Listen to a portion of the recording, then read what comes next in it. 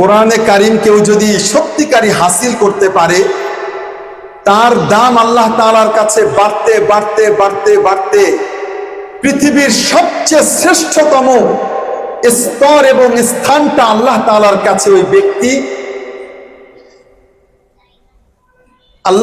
কাছে ওই ব্যক্তি সর্বোচ্চ স্তরটা পেয়ে যায়।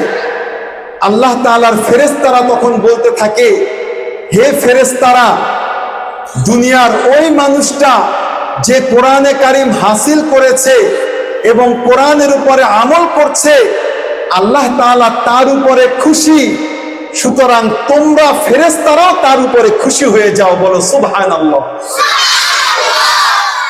হাসরের ময়দানে আল্লাহ তাআলা তাদের ব্যাপারে বলবে যে আজকে আমি আল্লাহ সমস্ত হাসরবাসীর সামনে ঘোষণা করছি, আমি আল্লাহ তাআলা তাদের উপরে রাজি আর খুশি হয়ে গেলাম। সুবহানাল্লাহ।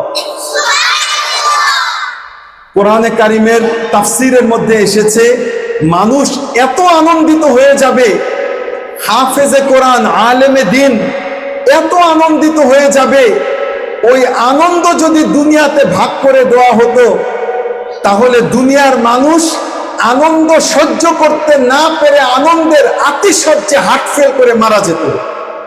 সুবহানাল্লাহ বলবেন না? তো আল্লাহ তাআলা বরদাস্ত ক্ষমতা দুনিয়াতে আল্লাহ তাআলা দেন নাই।